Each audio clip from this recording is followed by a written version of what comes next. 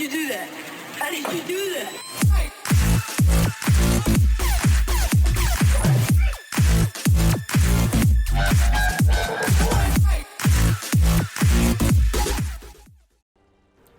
Welcome back everyone to another episode of All About Mechanics. Now today I'm going to be showing you Spindleclutch I, which is the third one in the Tier 1 series of dungeons. Now I'm going to be showing you obviously the full dungeon and the ad pulls and how to manage them, but above all I'm going to be showing you the mechanics of the bosses on veteran difficulty and hard mode. Now the setup for the group composition is going to be exactly the same as before: one stamina DPS, one magicka DPS, one healer and one tank. A very well balanced group, but you're not restricted to that. It's entirely to you what you use, but this is a good base foundation to kind of start with. Anyway, here we go.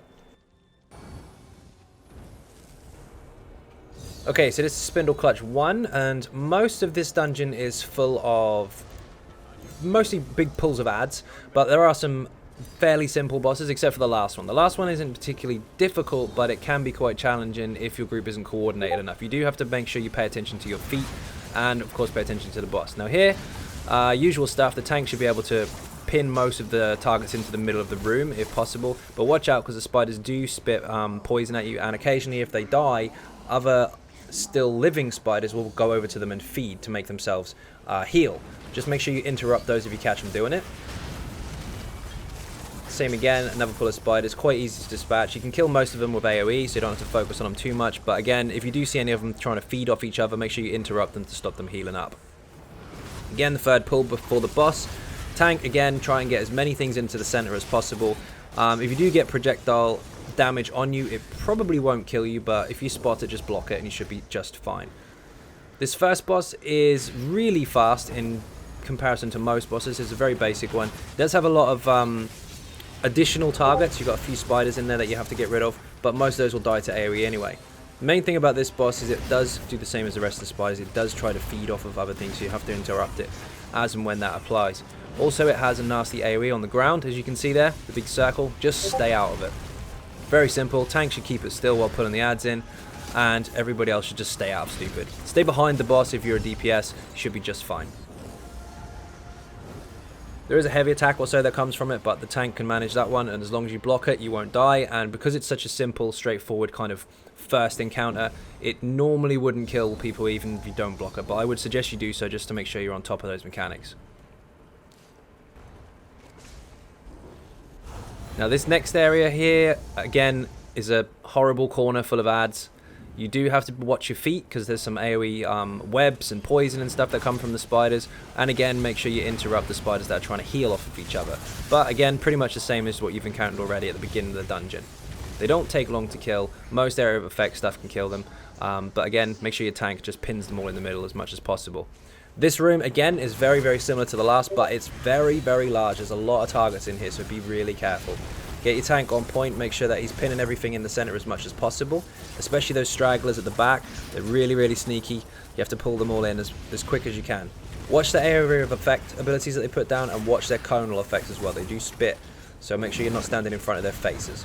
Tank can, but the rest I would not recommend, because if you get overwhelmed, then you will die. Like I said, these are the same enemies as before, but they are in a much, much larger numbers. Next boss is a sneaky one. Comes down from the ceiling. Now this one will jump if you're too far away. So make sure you're quite clustered up, have the tank turn him away from the group, and then everybody else stand behind it. There's going to be a few spiders that spawn from time to time that you have to get rid of as well, just like you did at the beginning of the room. But there's two major mechanics you have to watch out for. One is the jump, and one is a heavy attack. Heavy attack should be on the tank the majority of the time, unless he drops the taunt. But the jump will knock you down, so you need to block it. And watch out for the AoE, of course, as well. You can see the web that was cast on the ground there. Stay out of that. It doesn't do a huge amount of damage, but the longer you're in there, the more damage it will do, so I suggest you get out of it quite quickly. Apart from that, stay close, stay behind the boss, you should be just fine.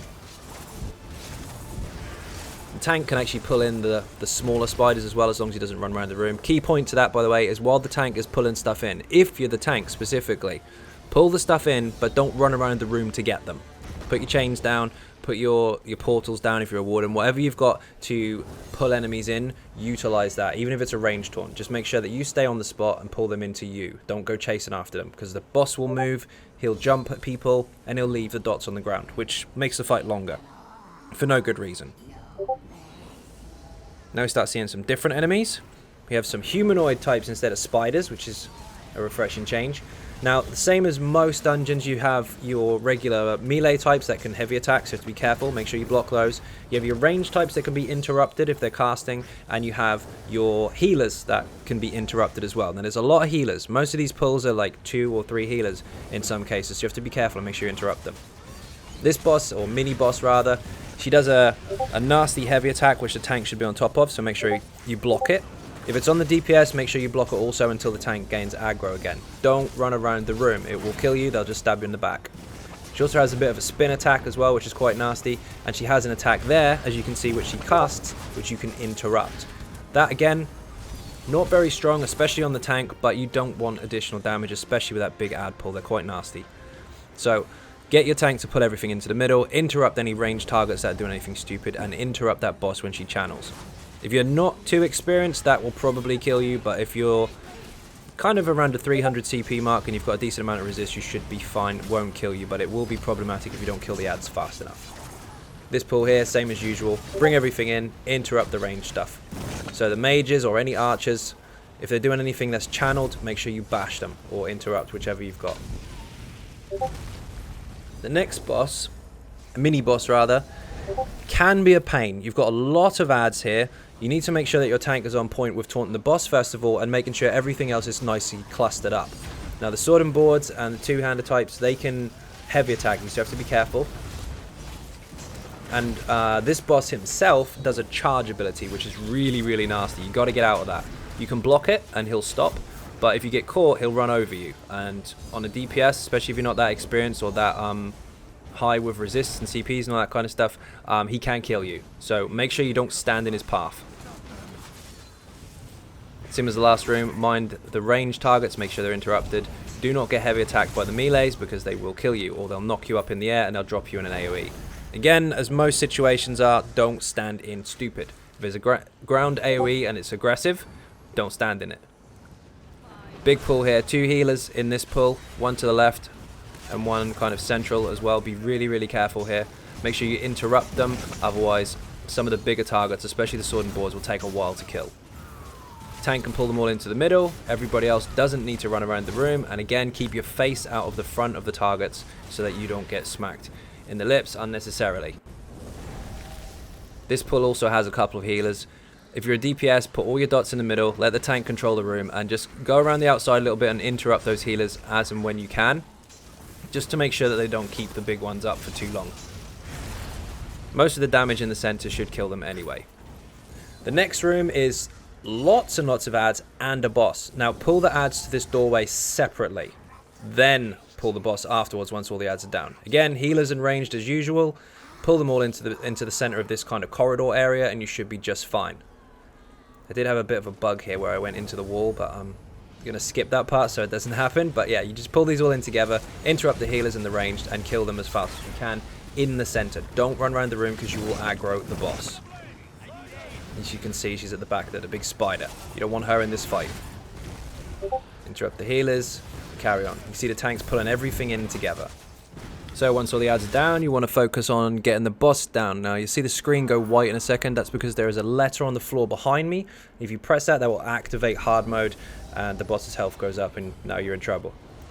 Now what you need to do on this boss, she has a nasty mechanic where she will aim at you and fire a projectile at your face and it will make the screen go bright white. You can't see what you're doing and then she'll one-shot you. Do not get caught by that. Now the trick to this is if you stand in, as far as your DPS and your healers are concerned, stand in kind of a triangle type formation. So you'll all have your own space. Now when she looks at you, that's when you need to dodge roll backwards.